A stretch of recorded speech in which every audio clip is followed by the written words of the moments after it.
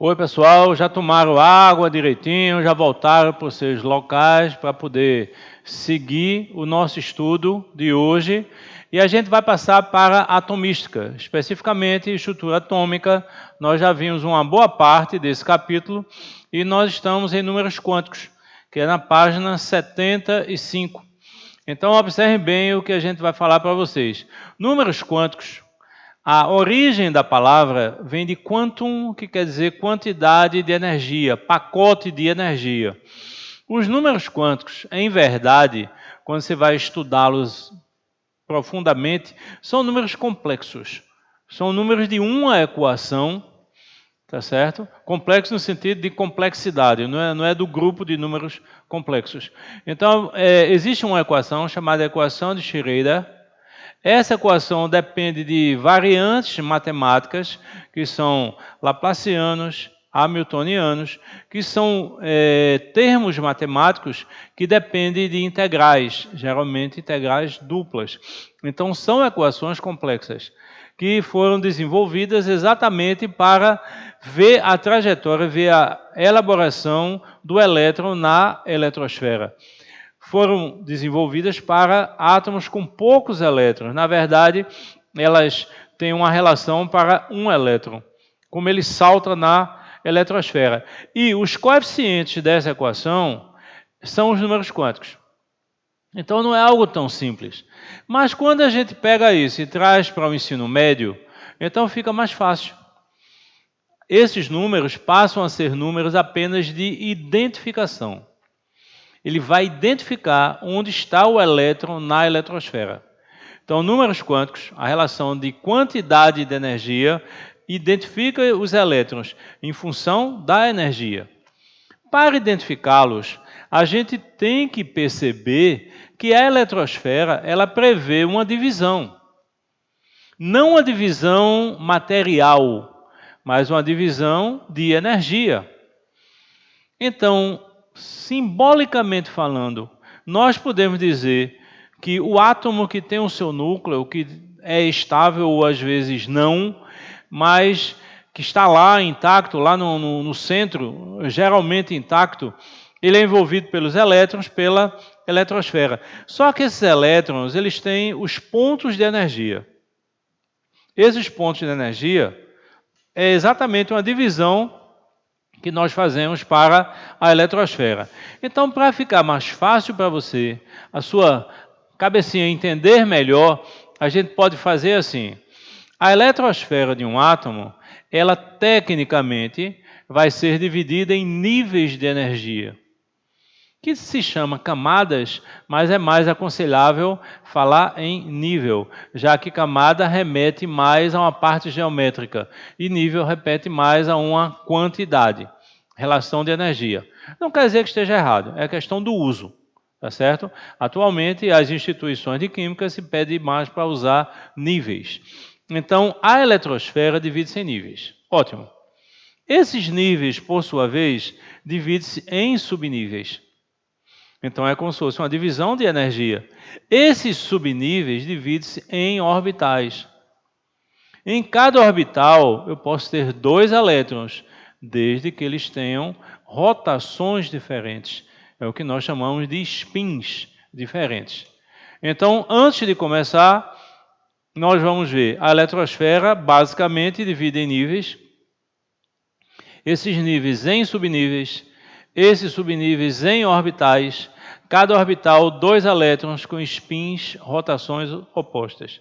Então, eu enumerei 4 relações possíveis: nível, subnível, orbital e spin. A cada um desses, nós vamos associar um número. Esses números é o que nós chamamos de números quânticos, para identificar qual nível que está o elétron, nesse nível, qual o subnível, nesse subnível, qual o orbital, e nesse orbital, qual a rotação dele. Ok? 4 identificações. Fazendo uma analogia. Escola. Você vai buscar o seu irmão ou irmã, sei lá, numa escola. Aí você chega e diz, olha, o meu irmão vai ter que sair um pouco mais cedo. Ele é do 3º ano, especificamente 3º A. ele senta na frente na terceira banca à esquerda. Então você procurou dar uma identificação para a pessoa chegar até o seu irmão.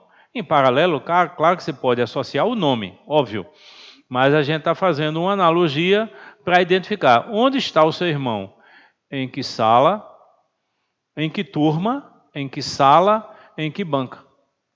Então você já identificou mais ou menos isso. Onde está o elétron? Em que nível, em que subnível, em que orbital e qual a rotação do elétron, ok? Então vamos iniciar com os números quânticos. Vamos ver. Números quânticos são números que identificam o elétron na eletrosfera do átomo, como eu falei para vocês. Em função de quê? De uma energia. Tudo bem. Divide-se em 4. Qual o primeiro? O chamado número quântico principal. Ele tem a finalidade de identificar o nível de energia do elétron, proporcional à distância média do elétron ao núcleo. Quando a gente fala proporcional, é porque, em média, se o elétron estiver no nível L, ele tem mais energia do que se ele estiver no nível K. É exatamente o que nós vamos ver em relação à tabela que nós percebemos. Não esqueçam, a eletrosfera divide-se em níveis, esses níveis nós associamos um número. Olha a tabela. Quais são os níveis previstos? K, L, M, N, O, P, Q. Quais são os números a eles associados? 1 a 7. Então a gente tem lá em cima, variação algébrica, esse N pertence aos naturais, sem o zero. Teoricamente ele vai de 1 a infinito, praticamente de 1 a 7. Qual é essa relação teórica e prática? É porque, sei lá, no futuro pode-se descobrir mais 50 elementos químicos, 100 elementos químicos. Nós estamos aqui na Terra, um local mínimo no universo, e talvez existam outros, em outras partes. Bem, há uma equação prevista, que é o máximo de elétrons no nível. Não esqueçam que esse número quântico é identificado pela letra N minúscula. Ok? Então, o máximo de elétrons previsto é baseado numa equação chamada equação de Heisenberg. O nome não está aí, mas é o nome do cientista, 2n ao quadrado. Então, você nota, no nível 1, que é o nível K, isso dá certo. A previsão de elétrons. No nível 1, olha a equação. Se o n for igual a 1, 1 ao quadrado dá 1, vezes 2 dá 2. Exatamente o número de elétrons em K. Vamos para L. L, o número quântico é 2. 2 ao quadrado, 4, vezes 2 dá 8. Vamos para M. 3 é o número quântico. Ao quadrado, 9 vezes 2 dá 18. Até agora, ótimo. Nível 4. 4 ao quadrado, 16 vezes 2 dá 32. Eu estou usando exatamente aquela equação que prevê o número máximo de elétrons. Mas a partir do nível 5, isso não dá certo. Observem o nível 5. De acordo com a tabela prática, a previsão é que no nível 5, que é o nível O, nós tenhamos 32 elétrons. Mas vamos para a equação. Vamos colocar o n, o valor 5. 5 ao quadrado, 25, vezes 2, 50. Opa! De acordo com a equação, é 50 elétrons. De acordo com a tabela, 32 elétrons. Então, a pergunta é, quem está certo? Resposta, os dois. Com os elétrons que existem no nível O, nós podemos preencher com 32 elétrons, com os elementos que nós conhecemos. A previsão de energia é que no nível O, ele tem a capacidade até 50 elétrons. Alexandre, não entendi ainda. Vamos fazer analogia. Você está numa sala de aula que tem 50 bancas, mas a sua turma só tem 30 alunos. Então, num dia normal de aula, você vai ter no máximo, da sua turma, 30 alunos. Mas a sala tem capacidade para 50 alunos. Por que não preencheu tudo? Porque não tem aluno suficiente matriculado nessa turma. Então, é mais ou menos assim. Energeticamente, o nível O tem capacidade para 50 elétrons. Mas, de acordo com os átomos que existem, os elementos que existem, ele só comporta 32 elétrons, ok? Bem, vamos lá. A eletrosfera divide-se em níveis. A esses níveis nós associamos os números quânticos. Acontece que esses níveis se dividem em subníveis. É o que nós chamamos número quântico secundário ou azimutal. Não esqueçam que azimuth é um ângulo. É um ângulo, tá certo? Então, por quê? Porque tudo que está desenvolvido na atomística, ele foi deduzido a partir de ondas, a partir da luz. Então, é um ângulo em relação ao norte magnético, tecnicamente falando. Então, se associou ao número quântico secundário, representado por ele. Então, vamos ver. Nível de 1 a 7, representado por N, são os níveis. Subnível, representado por L, de 0 a 3. Quais são os subníveis práticos? S, P, D e F. 0, 1, 2 e 3. Qual o máximo de elétrons previsto? 2, 6, 10 e 14 elétrons. Nesse caso, não tem exceção. Sempre o número previsto é baseado numa equação que a gente vai ver. Outra coisa, começa do zero, então ele pertence aos naturais. O número quântico principal pertence aos naturais sem o zero. SPDIF é uma sigla. É diferente de KLMNOPQ, que é uma sequência. Então aí uma sigla, S quer dizer Sharp, que aí no sentido de aguçado, no sentido de nítido, a radiação talvez mais nítida, S, P, D e F. Sharp, principal, difuse, fundamental. Ok? Então, vamos lá. Não adianta estar no caderno, tem que estar na sua mente e você tem que ter essa sequência. Ok? A eletrosfera divide-se em níveis. A ele nós associamos um número, chamado número quântico principal. Os níveis dividem-se em subníveis. A ele nós associamos um número, chamado número quântico secundário ou azimutal. O número quântico principal vai de 1 a 7, o número quântico secundário de 0 a 3. Ok? Vamos lá. Notando a equação. O máximo de elétrons por subnível é 2 que multiplica 2L mais 1. Ou seja, mais fácil, 4L mais 2. Tem alguma exceção? Não, não tem. Sempre vai numa progressão. Não esqueçam que nós trabalhamos com S, P, D e F, mas na teoria tem o G, tem o H, tem o I. Então tem outros subníveis teóricos que satisfazem exatamente essa equação. Olhe para a equação lá em cima da tela e veja 4L mais 2. Se o L for 0, é o S. 0 vezes 4 dá 0, mais 2 dá 2. É exatamente o número de elétrons de S. Note que verifica perfeitamente. Se o L for 1, 1 vezes 4 dá 4, mais 2 dá 6. É o número máximo de elétrons no subnível P. Se o L for 2, 2 vezes 4 dá 8, mais 2, 10. Número de elétrons no subnível D. Se o L for 3 vezes 4, 12, mais 2, 14. O número de elétrons no subnível F. Representação no subnível, NL elétrons. N representando o número quântico principal, L o subnível e o número de elétrons nesse subnível, ok? Bem, ordem de energia nos subníveis. Uma das formas é você somar o N com o L. Você vai ter um número, esse número dá um número de proporcionalidade. Não é um número de energia, porque não tem uma unidade. É apenas proporcional à energia. Quem é N mais L? Quem é N? Número quântico principal. Quem é L? Número quântico secundário. Vamos ver o exemplo. Se eu tiver os subníveis 2S, 3P e 3D, qual a ordem de energia? Bem, somando um com o outro. 2 mais 0 dá 2. Por que 2 mais 0? Qual o N do 2S? 2, que é o número quântico principal. Qual L?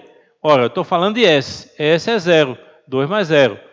P, 3 mais 1. O P é 1, não esqueça. Então dá 4 e o D é 2. Então 3, que é o nível, mais 2, 5. Então 2, 4, 5. É a ordem de energia. 2S menor que 3P, que é menor que 3D. Ótimo. Mas às vezes tem empate. Então vamos imaginar que tivesse um empate entre dois subníveis. Dois subníveis, a soma deu 5. Quando houver um empate, maior ou menor energia é dado por Ni. Então, o desempate é o nível onde está o elétron. Se ele estiver no nível de maior energia, ele tem mais energia. Nível de menor energia, menos energia. Ok? Então, vamos lá para a parte que você conhece mais, a parte mais prática, que é o diagrama de Linus Pauling. Esse diagrama todo mundo conhece, esse diagrama todo mundo já viu, certo? E ele é previsto por Linus Pauling. Quem foi Linus Pauling? Um gênio, como outros, e uma pessoa simples. É interessante como às vezes esses gênios são mais simples do que se esperava de uma pessoa com um conteúdo como ele. Ele tem um trabalho, além do diagrama, além de outras coisas, ele tem trabalhos em bioquímica, e ele foi diagnosticado com câncer com menos de 50 anos. E teve um tratamento com vitamina C. Ele acreditava que a vitamina C daria uma imunidade, daria uma condição para que as próprias células elas eliminassem as células ruins. E ele foi diagnosticado menos de 50 anos, ele morreu com perto de 90 anos e não morreu de câncer. Então ele tinha um tratamento com a vitamina C. Ele tomava 12 gramas de vitamina C por dia. Bem, nós sabemos que não adianta você tomar muita vitamina C, porque a maioria vai ser eliminada através da urina, do suor, de outras coisas, ok? Mas acontece, quer dizer, ela está lá nos nossos líquidos, né? Principalmente a urina. Mas acontece que ele fazia um trabalho interessante, ele começava com 1 grama. Então passava um período com 1 grama, depois passava para 2 gramas. Com isso, ele conseguia que o organismo fosse se adaptando a essa quantidade de vitamina C e ele fixaria mais no corpo uma quantidade maior de vitamina C. Isso o tratava, e não sei se foi isso que o deixou vivo durante tanto tempo, mas que ele ficou. Bem, vamos voltar para o diagrama. Esse diagrama é uma ordem de energia. Ele percebeu que em diagonal, a ordem da energia ela era definida de uma forma mais clara do que se não fosse assim. Então, as setas seguem uma orientação. Acabando uma, inicia a outra. Então, vamos lá. Começa com um S. É o subnível de menor energia. Então, ele vai passando para o 2S, 2P, 3S, 3P e por aí vai. Automaticamente, ele chega em 6D. Ora, se ele chega em 6D, de acordo com os subníveis que estão representados aí, o subnível de menor energia é um S. E o subnível de maior energia é 6D. Subníveis. Então, você chega e fala assim, bem, por que não 7S? Por que não 7? Já que 7 é maior do que 6. Bem, é mais ou menos assim. O nível todo, ele tem mais energia, mas o subnível não. É como se eu tivesse 2 turmas, vamos imaginar, um aluno é do 9º ano, outro é do 8º ano. Tecnicamente falando, o nível da turma do 9º ano é superior à do 8º ano. Tecnicamente falando. Mas acontece que no 8º ano eu posso ter um aluno específico que ele tem um nível maior do que todos do 9º ano. Então é aquele aluno específico. É como se fosse assim, é aquele subnível. O subnível 6D, ele não está no último nível, mas ele particularmente tem mais energia do que o 7S. Então a ordem é essa, ok? Então vamos lá passar essa relação do slide e entender algumas coisas, ok? Eu falei para vocês que a eletrosfera se dividia em níveis. Os níveis, por sua vez, se dividiam em subníveis. Bem, para entender os níveis, nós temos que entender aquela aula que nós falamos nos espectros. espectros contínuos, espectros descontínuos. Eu falei para vocês que cada elemento tem um espectro, porque cada elemento tem um determinado número de elétrons. Esses saltos eletrônicos é que vão definir as raias. Então, acho que você lembra muito bem, eu falei no arco-íris como sendo o espectro contínuo. Isso é mais ou menos, como eu falei também, um código de barras para identificar o elemento. Só que tem uma coisa, só foi possível a descoberta dos subníveis a partir do instante que foram desenvolvidos mais instrumentos de medição, de análise. Então, observem, você olha uma fila, vamos imaginar que tem uma fila para, arranjar um emprego, tomar vacina, então tem uma fila. Se você está num avião, você está num helicóptero, você vê praticamente uma linha. Então, de acordo com a distância, você vai ter uma análise maior ou menor. Se você vê uma fila indiana de pessoas, dependendo de onde você olha, você vê uma linha. E às vezes não define bem o que é. Quando você começa a se aproximar, é que você vê que aquela linha era formada de pessoas. Então foi exatamente isso que ocorreu. Existiam os níveis, baseado no experimento dos espectros. Esses espectros são tão importantes que eu falei para vocês que aqui da Terra nós sabemos qual elemento que está numa estrela que é tão distante daqui que nós nunca vamos chegar lá. Então, como é que a gente sabe que numa determinada estrela tem um determinado elemento? Através da luz. Nós pegamos o telescópio, apontamos para essa estrela, pegamos essa luz que vem dessa estrela e decompomos. Nessa decomposição, nós vamos ter raias. De acordo com as raias existentes, nós sabemos qual elemento que está lá. Então, a ciência, ela faz isso o tempo todo. Ela deduz sem ver. A ciência é fundamental, tá certo? Muitas vezes, o aluno estudando para o vestibular, muitas vezes, quando ele está estudando para o vestibular, ele se preocupa muito em não errar. E, na verdade, é isso que ele quer. Ele quer chegar na prova sem erros, sem errar nada. Se ele estudou um assunto, ele quer acertar todos. E é esse o caminho que nós temos que seguir. Mas você tem que entender que a pessoa só acerta depois de errar muito. Então, a ciência que desenvolve tudo isso que nos serve, seja na área de medicina, na área de engenharia, na área eletrônica, a ciência que nos dá isso tudo, ela passa o tempo todo errando.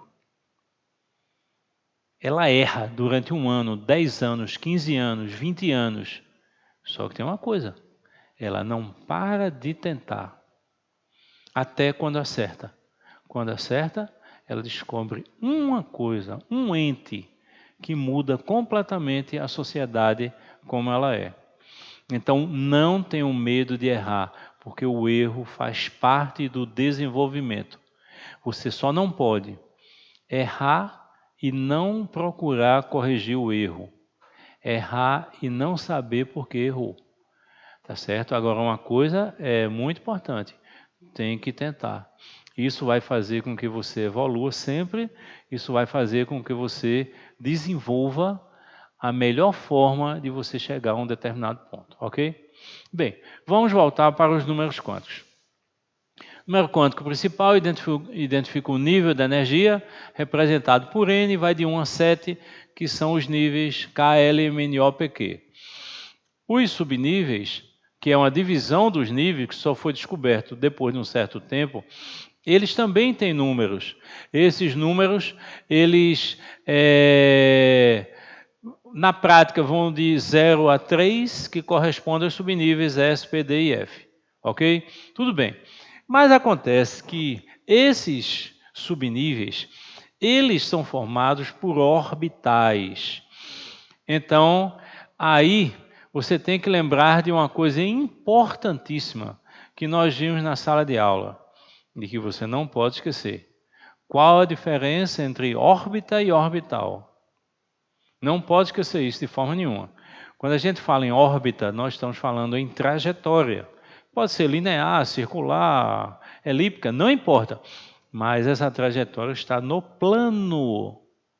Então, órbita é uma trajetória no plano. Orbital é uma saída desse plano, é um espaço. Então, órbita e orbital. Mas acontece que no espaço atômico, esses subníveis eles vão ser ocupados por orbitais, por regiões onde se encontram os elétrons, ok? Então, vamos lá. Número quântico terciário, chamado também de magnético. Indica o orbital do elétron, onde está o elétron nesse orbital, determinando a orientação desse orbital no espaço, ok? Então, observe bem, a variação algébrica ele pertence aos inteiros. Note que o número quântico principal pertence aos naturais sem o zero, o secundário aos naturais e o terciário aos inteiros. Aos inteiros, na teoria vai de menos L a mais L, na prática vai de menos 3 a mais 3. Por que 3? Porque ele chega até o subnível 3, 0, 1, 2, 3, S, P, D e F, ok? Vamos ver como é que a gente coloca isso nos orbitais. Ótimo, então vamos lá. Subníveis. Por que uma tabela como essa? Por que orbitais e subníveis? Porque não esqueçam, na divisão empírica que nós fizemos, os orbitais ocupam os subníveis. Então, quais são os subníveis? S, P, D, F. Qual o número quântico deles? 0, 1, 2, 3. Quais os orbitais? Orbital é uma região. Didaticamente, a gente vai representar essa região por pequenos retângulos, círculos, quadrados, é o que nós temos aqui. Então, se eu estiver falando de S, o orbital é 0. Tecnicamente, vai de menos L a mais L. Se o L é 0, não existe menos 0, nem mais 0. Ok? Então, é ele, 0. Se o L for 1, vai de menos 1 a mais 1. Então, menos 1, 0, mais 1. Se o L for 2, menos 2 a mais 2. Menos 2, menos 1, 0, mais 1 e mais 2. 3 de menos 3 a mais 3, correspondendo ao F. Com isso, você percebe as casinhas, os orbitais. Se for S, só tem um orbital. A casinha representada. Se for P, tem 3. Se for D, tem 5. Se for F, tem 7. E o número de orbitais sempre é a metade do número máximo de elétrons. Quantos elétrons você pode comportar em S? 2. A metade, 1, é um orbital.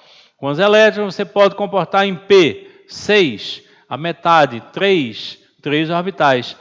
Da mesma forma, subnível D, 10 elétrons, 5 orbitais. Subnível F, 14 elétrons, 7 orbitais. Certo? Então, vamos lá. Nós temos aqui uma relação de orbitais. Não esqueçam, eletrosfera divide-se em níveis, níveis em subníveis, os subníveis em orbitais. Ok. Os orbitais são representados por retângulos, quadrados, círculos. Representação geométrica. Mas na prática não é assim. Na prática ele tem uma forma. Então nós vamos ver alguns. Qual a forma do orbital S? Esférico. Mas será que é uma esfera maciça? Não. São calotas esféricas.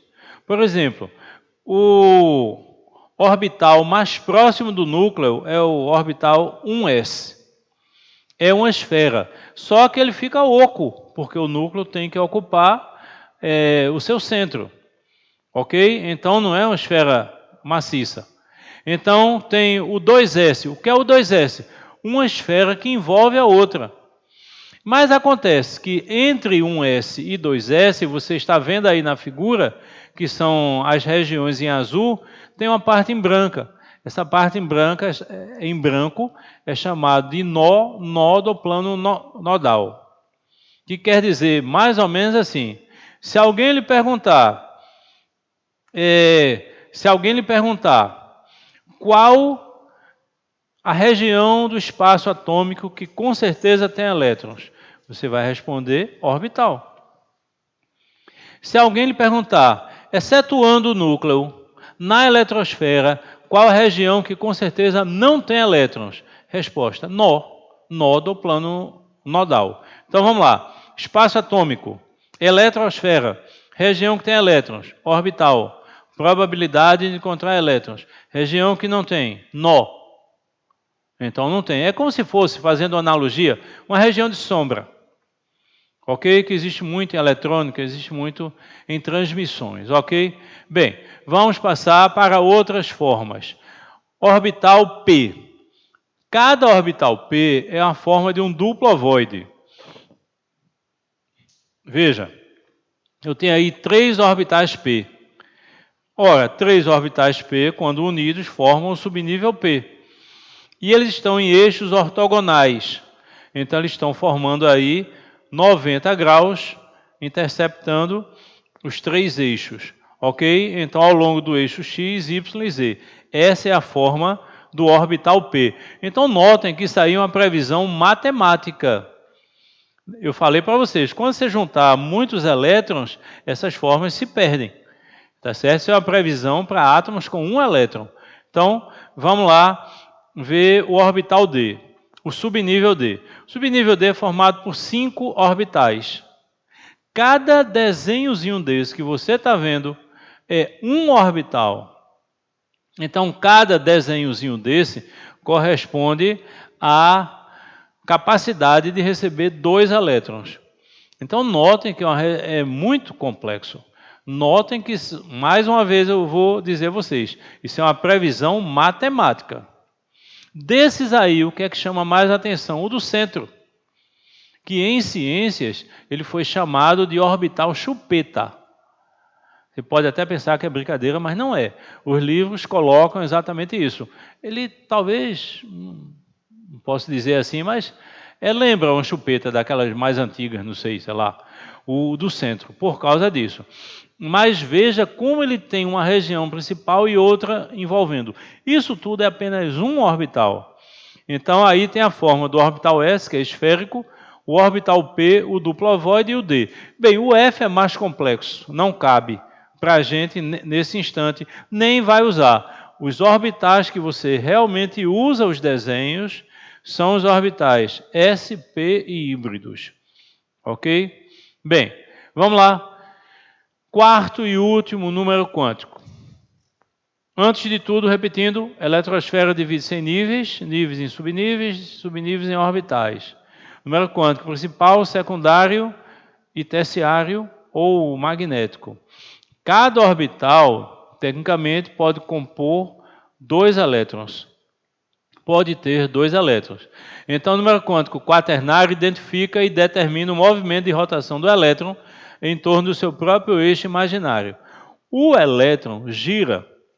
Então, esse giro é determinado. Exatamente. Primeiro elétron, por convenção, menos meio. Segundo elétron, mais meio. Isso é uma convenção.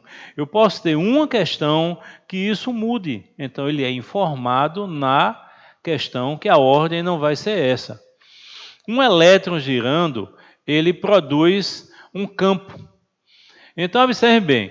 Uma coisa, o próximo slide, ele mostra exatamente o seguinte, que todo aluno deveria perguntar, por que um orbital comporta 2 elétrons? Não tem lógica. E por que não tem lógica? Porque o elétron tem a mesma carga. Então, cargas iguais se repelem. Eles não poderiam estar no mesmo orbital se eles se repelem. Isso é verdade. Só que nós temos 2 forças. E nós temos aí um equilíbrio de forças. A carga de um é igual à carga do outro. Eletricamente falando, cargas iguais se repelem. Há uma repulsão. Mas acontece que ao girar em torno do seu próprio eixo, como ele tem uma carga, ele produz um campo magnético associado a um campo elétrico. Sempre nós temos um campo magnético. Então, por que é que eles têm que ter rotação opostas? Para ele produzir campos magnéticos opostos. Então, eles vão se atrair. Então, observe, os elétrons tendem a se repelir pela carga. Os elétrons tendem a se aproximar pelo campo magnético. Então, nem eles se repelem, nem eles se atraem, eles ficam naquele ponto de equilíbrio entre eles, com uma determinada distância, uma determinada energia que dá esse equilíbrio. Por isso que nós temos que ter duas forças, ok? E no máximo 2 elétrons no orbital. Bem, uma coisa importante que você tem que, nesse instante, avaliar. Mais uma vez, a ciência nos ajudando. Uma das melhores, ou a melhor forma de análise, tá certo? Hoje é o que nós chamamos de ressonância magnética nuclear. E o que é a ressonância magnética? É uma leitura dos spins livres que tem no nosso corpo. Se no nosso corpo tem átomos em que os elétrons não formam par, ou eles estão sem formar par, então esse elétron sozinho, ele forma como se fosse um nanoímã, vamos imaginar assim, ou até mais do que isso. Então, nosso corpo está repleto desses ímãs, entre aspas. Então, o que é que faz a máquina? Ela lê isso e transforma em imagem. Com isso, a gente consegue ver claramente o que está acontecendo dentro do nosso corpo, sem uma radiação, tá certo? A ressonância magnética nuclear, praticamente, ela não mexe no nosso corpo. A tomografia mexe, tá certo? Porque são lançados raios para ter a leitura desses raios. Já a ressonância magnética, não. É uma leitura dos spins. Então, os spins são importantes para isso, ok? Bem, vamos lá. Nós estamos falando de números quânticos, são 4 números quânticos, mas nós falamos do diagrama de Linus-Pauling, que prevê uma distribuição eletrônica. Nessa distribuição eletrônica, nós temos 2 regras importantes em relação aos orbitais. Primeiro, princípio da exclusão de Wolfgang Pauli. Ele diz, em um mesmo átomo, 2 elétrons não podem apresentar os 4 números quânticos iguais. Diferem pelo menos no número quântico de spin. Bem, qual a razão? O campo magnético. Então, nós temos 2 exemplos e a figura ela é mais importante do que tudo nesse instante, para você fazer a leitura. A primeira figura é uma forma correta da leitura dos spins. A segunda figura é uma forma errada. Por que a forma é errada da segunda figura? Porque os spins estão no mesmo sentido, são iguais, então eles iriam se repelir. Então, a primeira regra diz que se em um orbital tiver de ter 2 elétrons, os spins têm que ser opostos. Outra regra da distribuição que para a gente é muito importante. Regra de Hahn, regra de máxima multiplicidade. No preenchimento de um subnível, os elétrons ocupam inicialmente os orbitais vazios. Então, se eu tiver um subnível P, que tem 3 orbitais, e eu tiver 3 elétrons, a forma correta é a de baixo. Você coloca um elétron em cada, para depois você vir com o segundo elétron. Bem, qual a razão para isso? Exatamente a repulsão eletrônica. Quer dizer, o elétron evita ao máximo, vamos, entre aspas, claro, de estar ao lado de outro elétron, porque vai ter uma força que vai repelir, que é a força elétrica. Então, numa distribuição, nós preenchemos inicialmente os orbitais vazios, para depois vir com o segundo elétron. Ok? Então, essa distribuição ela é importante exatamente para a gente fazer uma previsão em tabela periódica, para fazer uma previsão em ligações químicas do que vai acontecer. Então, são 4 números quânticos, números de identificação. E agora eu quero ir ao quadro para mostrar a vocês uma questão que nós temos que resolver. Então, vamos no caderno que vocês estão acompanhando a aula, na página 78, eu escolhi a questão número 2. Essa questão 2, ela envolve ao mesmo tempo distribuição eletrônica e envolve os números quânticos. Então, vai ser importante para isso. Observem bem. Qual é o conjunto dos 4 números quânticos que caracteriza o elétron mais energético do bromo? Então, vamos ver aqui.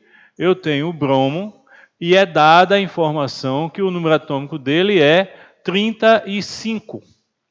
Bem, como é que a gente vai fazer? Se eu quero saber os números quânticos do mais energético, então eu tenho que fazer a ordem de energia. E essa ordem de energia foi prevista com o diagrama de Linus Pauling.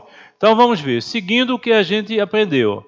1s2, 2s2, 2p6, 3s2, 3p6, 4s2, 3d10, 4p5. Vamos ver se está certo. A soma tem que dar 35. 2, 4, 10, 12, 18, 20. 35. Exatamente. Essa é a distribuição eletrônica. Ótimo. Mas o que é que eu quero saber? Eu quero saber os números quânticos. Números quânticos, números que identificam o elétron. São quantos? 4. Identificam o quê? Nível, subnível, orbital e spin. E eu quero do mais energético. Qual o mais energético? Ora, o que é que prevê o diagrama de Pauling? A ordem de energia. Então, qual o mais energético? O último dessa ordem. Então, eu quero identificar os números quânticos daqui. Bem, como são os números quânticos? Eles vão definir nível, subnível, orbital e spin. Eu vou me basear no 4P. Qual o nível? 4. Qual o subnível? P. Então, observem uma coisa importante. Eu tenho que identificar esse subnível P. Mas nós já vimos que o subnível P é formado por 3 orbitais. Ah, você esqueceu. Pega o número de elétrons, divida por 2. Subnível P, quantos elétrons? 6. Dividido por 2, 3. Então, 3 orbitais. Muito bem.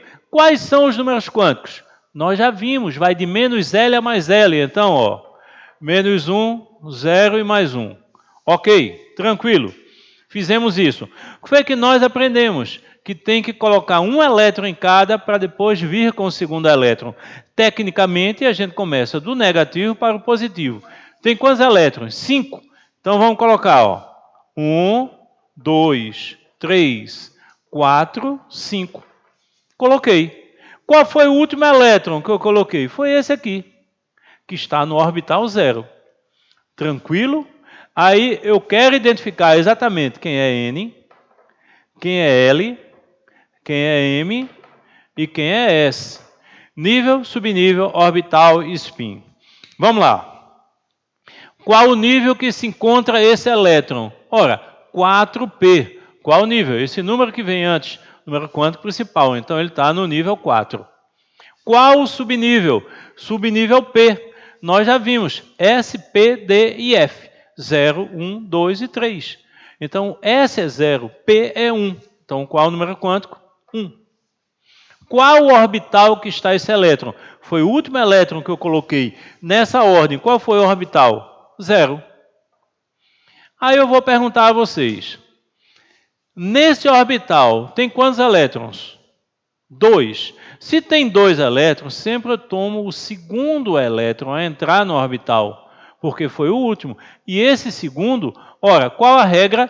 Primeiro elétron, spin, por convenção, menos meio. Segundo elétron, spin, por convenção, mais meio. Então, se aqui eu tenho o segundo elétron, mais meio. Você pode até simplificar. No orbital que você está estudando, se tiver uma seta representando um elétron, spin é menos meio. Se tiver duas setas representando 2 elétrons, o spin é mais meio. Então, não esqueçam que nós estamos seguindo uma convenção. Esse elétron está no nível 4, no subnível 1, que é o P, no orbital 0 e no spin mais meio. Com isso, vem exatamente a aplicação do que nós falamos, números quânticos, identificação do elétron. Olhe bem como a gente fez.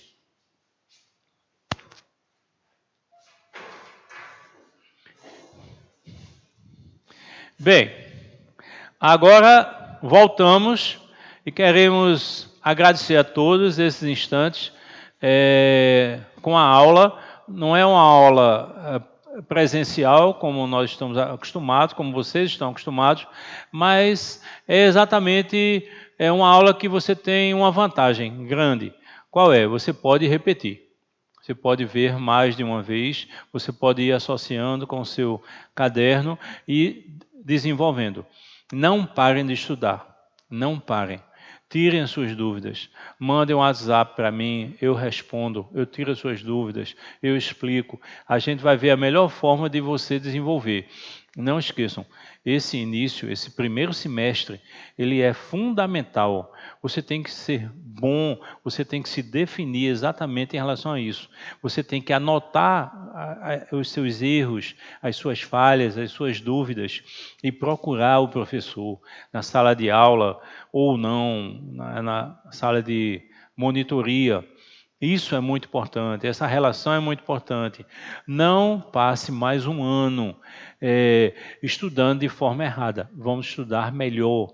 Estudar melhor é ter um desempenho melhor. Estudar melhor é ter uma resposta melhor ao que você faz no seu dia a dia. Afinal de contas, o que eu vejo sempre são pessoas que saem de casa muito cedo, chegam em casa muito tarde, passam o dia todo assistindo aula ou estudando ou tirando dúvidas. E muitas vezes o rendimento não é como se esperava. Então, nós temos que corrigir isso. Nós temos que fazer um trabalho de eficiência. O Enem é sinônimo de eficiência, não é sinônimo de quantidade. Você pode fazer 1000 exercícios e não acertar a questão daquele exercício que você fez. Você pode fazer 10 exercícios e acertar. Aí você diz, por que essa relação? Exatamente por pontos básicos, leitura e interpretação. Então, fazer questões do mesmo tipo não é uma coisa boa, ok? O momento não é um momento fácil, não é um momento fácil para a gente, não é um momento fácil para Recife, Pernambuco, Brasil, mundo. Fronteiras fechadas, pessoas confinadas em casa. Eu acho que isso tecnicamente não passava na cabeça de ninguém. Eu acho que isso a gente via muito em filmes de ficção, mas está se transformando em realidade. E a partir de agora, a gente tem que ter muito cuidado, porque podem aparecer outras coisas, ok? Mas em relação ao coronavírus, eu tenho certeza que Recife vai bloquear. Recife não vai ter a disseminação que teve em outros locais. E saibam de uma coisa, você está aí e junto de você estou eu, estamos nós, os professores do F, que estamos juntos sempre com vocês. Qualquer coisa você passe para a gente, tá certo? Vamos até a próxima aula. Não sei se a nossa próxima aula ainda vai ser em vídeo ou vai ser presencial. Nós estaremos lá, tá bom? Um beijo no coração de todos.